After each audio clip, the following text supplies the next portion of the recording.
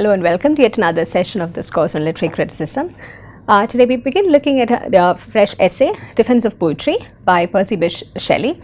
And Shelley was one of the leading writers of the Romantic period, and he had extensively written poetry as well as had composed a lot of critical works, as you know. And this work is extremely important as he was also responding to some of the dominant arguments which were raised by Thomas Love Peacock in 1820 in one of his essays titled The Four Ages of Poetry. So even in this essay, just like it's evident throughout the Romantic period, we find Shelley accentuating the need to focus on the faculty of imagination, and imagination becomes the central functioning unit of the Romantic age as we know. And in their critical works also, in Wordsworth and Coleridge and Shelley's, we find that imagination acquires a supreme central position in most of their arguments, in most of their notions about poetry, about how poetry is conceived and how poetry is analyzed and appreciated as well. So Shelley was responding to an 1820 essay by Thomas Love Peacock titled The Four Ages of Poetry. So there Peacock divided the history of English poetry into four different historical categories, and Shelley was extremely unhappy about the way in which those categories were laid out, and this work is in defense of this the oeuvre of poetry itself, the body of poetry itself, the faculty of poetry, and he is also trying to raise certain arguments against the specific points that Peacock had in his work. The four categories that Thomas Love Peacock pointed out were firstly an Iron Age, followed by a Golden Age, then a Silver Age and a Bronze Age, and there were particular kinds of writers and periods which were part of that as well. For instance, in the first age that he delineates, the Iron Age, it was of primitive sentimentality. The poetry was extremely important, largely for the historical curiosity, but according to him, there was very little skill. There was hardly any craftsmanship which could be located in this earlier poetry, which he designated as Iron Age. There's also something very rustic, something very rudimentary about that kind of poetry without any skill. But of course, there's a lot of sentiments, there's a lot of those sorts of values attached to it. And the second stage, which is the Golden Age, he includes Shakespeare, and he also talks about how the vitality which was part of the earlier period, the earlier Iron Age, that's also matched with an equal amount of skill, with technical prowess. So the Golden Age is where he places Shakespeare at the center, along with the many others who had been writing at that during that period.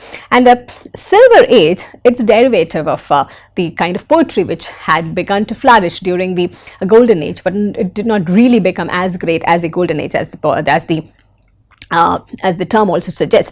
And eventually he comes to Bronze Age, which he refers to as the second child of poetry, which is largely composed of the Romantic poets, which is why very rightfully Shelley also takes a lot of offense in this kind of periodization, in this kind of categorization.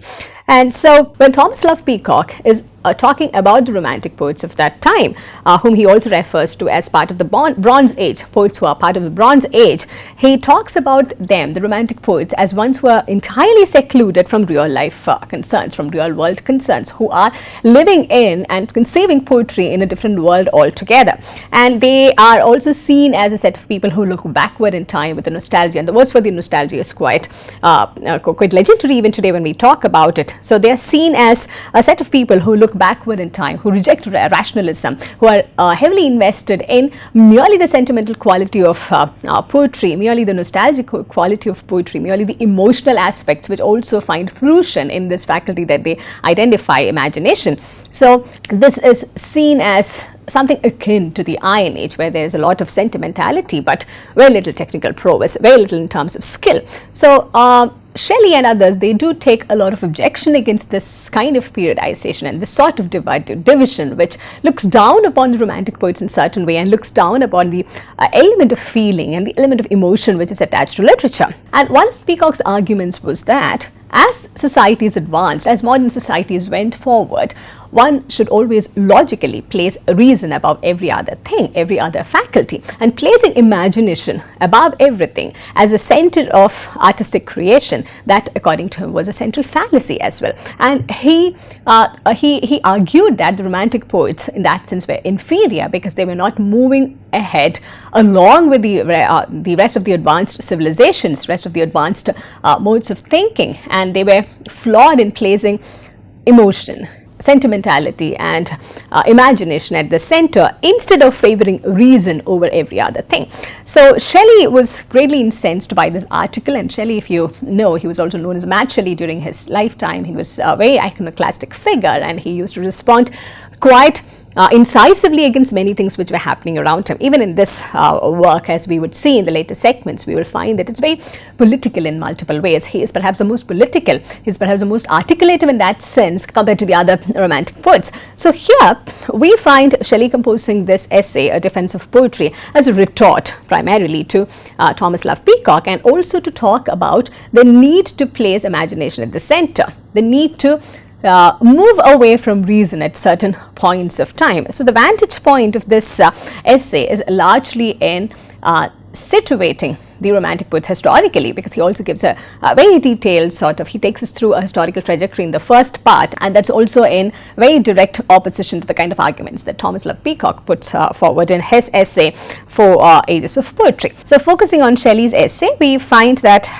he relies heavily on the way he defines his terms, and as we know, most of these romantic poets, they wanted to give their own definitions to the existing words, whether it's poetry or the poet or imagination. We find them giving their own definitions and trying to demarcate those words within the boundaries that they had created, and they largely works to their advantage as well, as we would see. So he begins by looking at this differences which are stated between rationality and between the poetical reasoning, and he is also providing this as sort of a primer for the romantic movement in general, for us to be familiar with the many concepts that they are dealing with, and also to tell us that just because they're talking about imagination, about feeling, about emotion, it does not mean that there's no logic to it. It does not mean that there is no historical background in which these emotions and these sort of feelings could be situated within the context of literature. And that is a larger purpose that this work, rightly titled as Defense of Poetry, is also doing over here. So Shelley begins his essay by focusing on these two words, which are seen as dichotomous words according to Thomas Love Peacock and many others. So he talks about reason and imagination and tells us about the need to understand these two terms within a historical context as well as within this intellectual tradition that he is talking about. So this is how he begins his essay. According to one mode of regarding those two classes of mental action which are called reason and imagination, the former may be considered as a mind contemplating the relations borne by one thought to another, however produced, and the latter as a mind acting upon those thoughts as to color them with its own light. So the mind is an inherent part in both these functions, whether it's reason or imagination. Imagination does not mean that you take the mind out of its functioning entirely. It tries to differentiate between these two terms in very logical ways. Reason is the enumeration of qualities already known. Imagination is the perception of the value of those qualities both separately and as a whole. Reason respects the differences, and imagination is the similitudes of things. Reason is to imagination as the instrument to the agent, as a body to the spirit, as a shadow to the substance.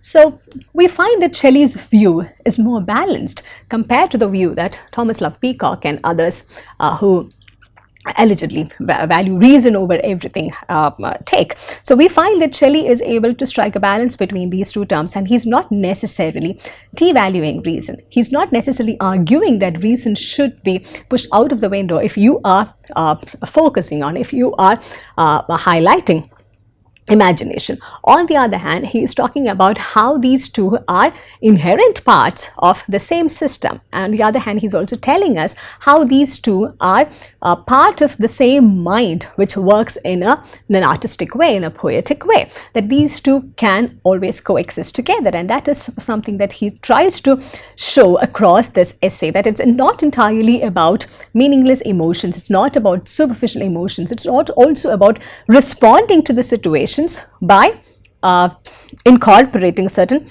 personal elements, which is what we would see later on when he begins to respond to certain very political societal aspects such as slavery. We find that the faculty of imagination that the romantics talk about, it's not entirely devoid of the practicality, but on the other hand, it tries to bring in very practical terms, the faculty of reason and as well as the faculty of imagination.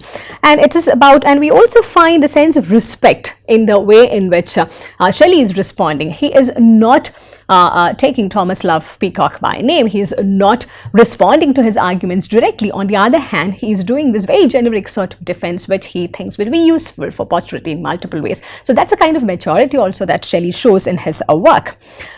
Poetry in a general sense may be defined to be the expression of the imagination, and poetry is connate with the origin of man, and this is very, very important. Imagination is not being seen as something which is privately possession, which is privately claimed by the romantic poets alone. On the other hand, it is seen as the foundation of all kinds of poetry regardless of the age and the time period during which it was produced. On the other hand, and to push this argument further, whether it's the Iron Age that Thomas Love Peacock is talking about, or the Bronze Age and the inferiority of the romantic poets that he's referring to, there is imagination everywhere. Without imagination, there cannot be poetry, because he defines poetry here very pointedly as the expression of the imagination. Man is an instrument over which a series of external and internal expressions are driven, like the alternations of an ever-changing wind over an alien lyre, which move it by their motion to ever-changing melody. But there is a principle within the human being, and perhaps within all sentient beings, which acts otherwise than in the lyre, and produces not melody alone but harmony by an internal adjustment of the sounds or motions that's thus excited to the impressions which excite them. So he is giving this analogy from the field of music to show that it's not just about one aspect.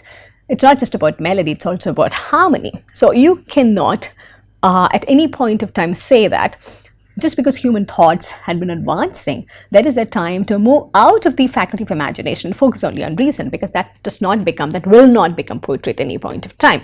And it's also about the quality of accommodation, and he talks about this extensively when he continues to give the example of the lyre, about how the voice as well as emotions are extremely important when you are trying to appreciate what a performance of the lyre. And further he says, man in society, with all his passions and his pleasures, next becomes the object of the passions and pleasures of man. An additional class of emotions produces an augmented treasure of expressions, and language, gesture, and the imitative arts become at once the representation and the medium. This is about arts, any kind of literature, any kind of poetry becoming the representation as well as the medium.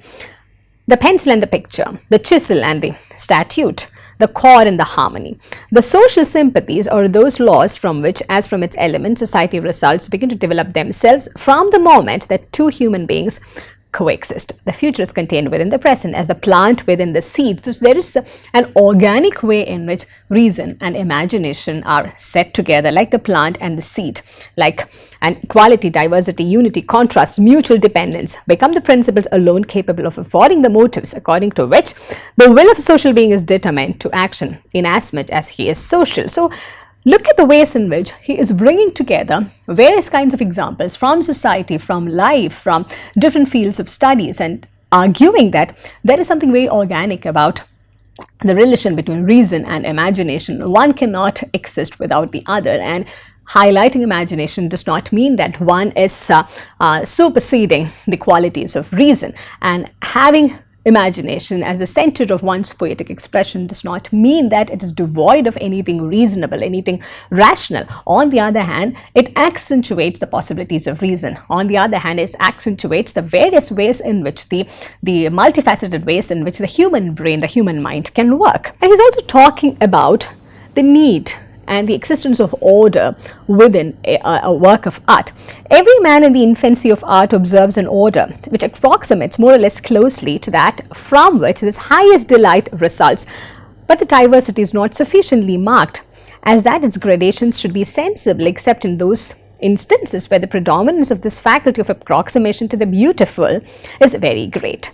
So it is also about finding a kind of coherence within a certain work of art. And he says their language is very it's vitally metaphorical. That is, it marks the before unapprehended relations of things and perpetuates their apprehension until the words which represent them become, through their time, signs for portions or classes of thoughts instead of pictures of integral thoughts. And here he also takes us to the historical framework which Thomas Love Peacock focuses. And this is very interesting because he begins by talking about the organic existence of a reason and imagination, and now he is talking about something more concrete, something more rational, which the way in which in the same framework with Thomas Love Peacock also had spoken about the four different ages of poetry. So, and Shelley here argues that in the infancy of society, every author is necessarily a poet. So look at the all-encompassing, the very wide kind of definitions that a romantic poet like Shelley is giving to the notion of poetry, the notion of literature, the notion of art. It is not limited to particular kinds of ages, but it is about the larger faculty that is at work. It's about the kind of union that is being facilitated in a thinking mind, in a rational mind, in an imaginative mind. So in the infancy of society, every author is necessarily a poet, because language itself is poetry. And to be a poet is to apprehend the true and the beautiful, in a word, the good which exists in the relation subsisting first between existence and perception, and secondly between perception and expression. Yeah?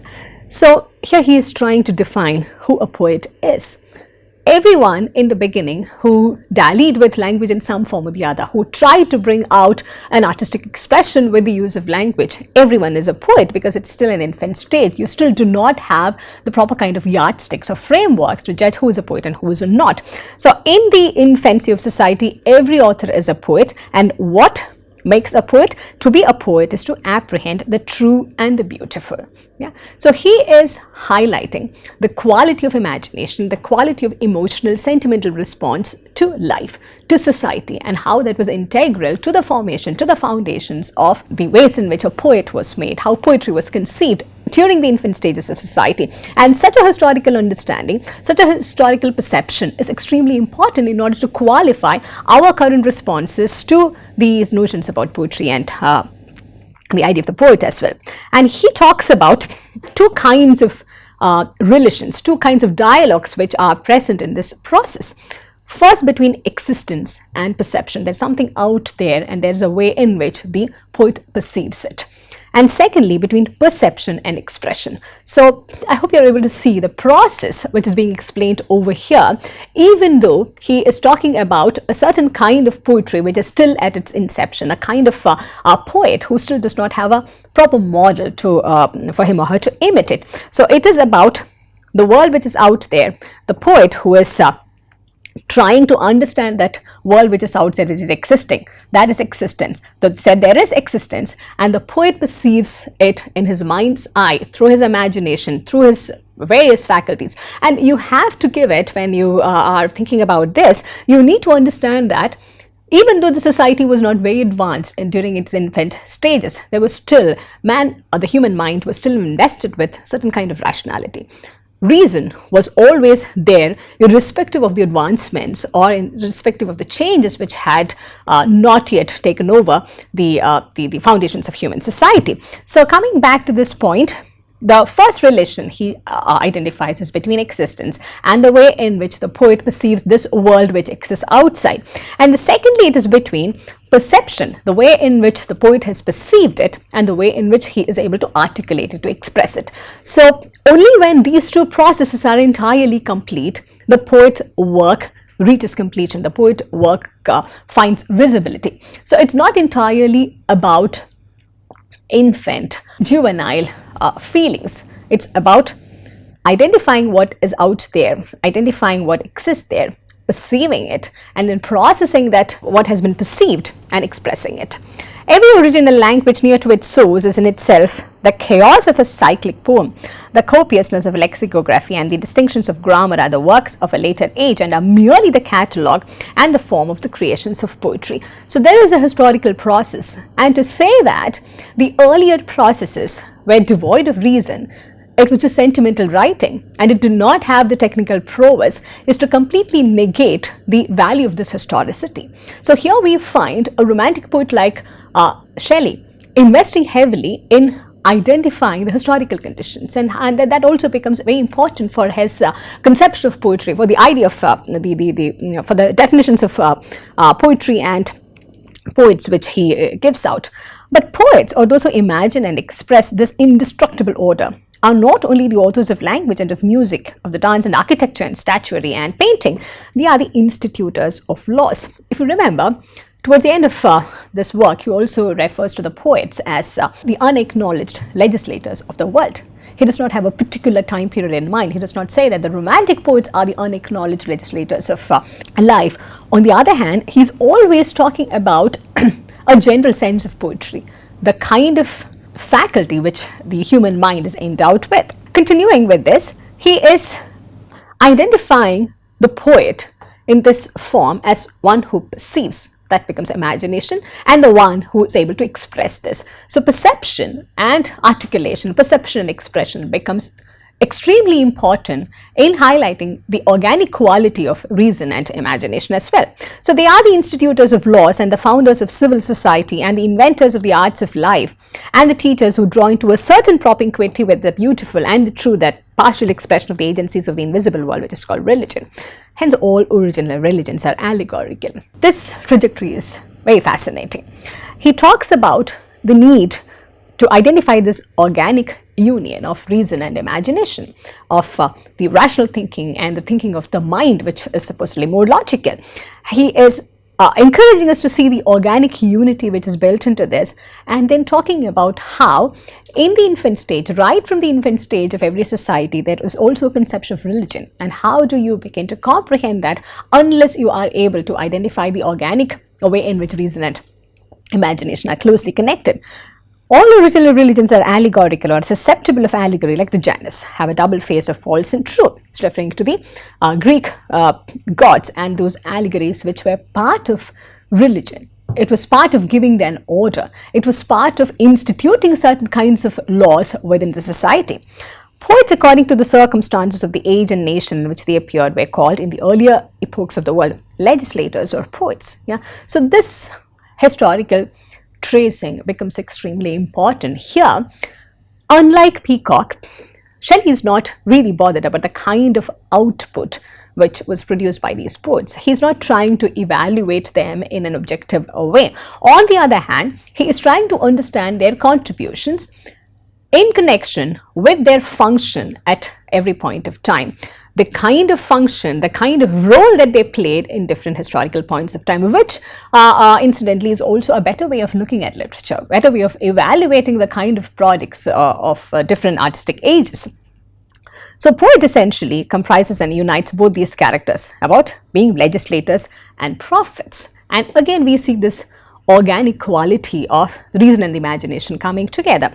Legislators need order. It is not about, it's about very, very objective things. And the prophets, it's more esoteric. There is something more romantic about the way in which prophecy works. It is also very metaphysical at some level. It's also beyond human comprehension. And it is also not something that everyone is gifted with. On the other hand, the legislators, they also operate within a set of rules. It does not mean that it does not need any skills. It's also about bringing an order in an artistic way, in an imaginative way, because that is how the human societies began to function from their infancy, from the stage of infancy onwards. So by giving a lot of examples from different fields of study and bringing in these otherwise not so coherent things together, we find that Shelley is really able to take his argument forward in historical sense as well as in a very logical and rational sense. Not that I assert poets to be prophets in the gross sense of the word, or they can foretell, or that they can foretell the form as surely as they foreknow the spirit of events.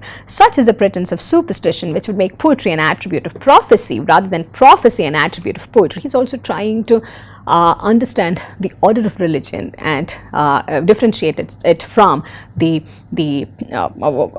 from what is part of superstition. That's also very important given the age of enlightenment through which he is also living. A poet participates in the eternal, the infinite, and the one as far as he relates to his conceptions, time and place and number are not. The grammatical forms which express the moods of time and the difference of persons, the distinction of place, are convertible with respect to the highest poetry without enjoying it as poetry. And the choruses of Aeschylus, the Book of Job, Dante's Paradise would afford more than any other writings examples of this fact, if the limits of this essay did not forbid citation. The creations of sculpture, painting and music are illustrations are still more decisive.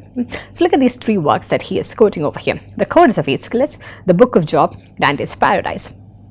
The Book of Job is a central part of the religious text of the Christians, Bible, and the other two are part of two entirely different traditions. And he's talking about poetry, he's talking about mythology, he's talking about religion, he's talking about the aspects of faith which is also inbuilt into it. And all of these things have been conceived by the human mind. And you cannot say that these are, it's difficult to say whether this is just poetry, this is just prophecy, this is just religion and not the other. There's an organic way in which many things come together into the making of this work. The perception of this work, the conception of this work, and our understanding of this work is also caught within these myriad forms of expression. It's also caught within these myriad ways in which the work had been conceived. It's difficult to separate one from the other in that sense. And the same, he says, could be said about sculpture, painting, music, because the illustrations are still more decisive over there. So in this first part, he manages to argue, he manages to convince us with this argument that reason and imagination, they are not two different things entirely, but they are actually supposed to coexist together. There's an organic way in which they come together, and this has been cited from historical times, and there is enough proof that one could provide from poetry, from religion, from sculpture, from music, and that is the way in which the human mind works as well. By focusing the faculty of the mind above everything, he's able to accentuate the quality of imagination as well as to offer a very valid counterpoint to the likes of Thomas Love Peacock, who argue that reason and imagination are two separate things, and reason should always be overvalued over imagination, that the moment one begins to value imagination more, reason is at stake. So here, through this very coherent sort of foundation that he is laying out,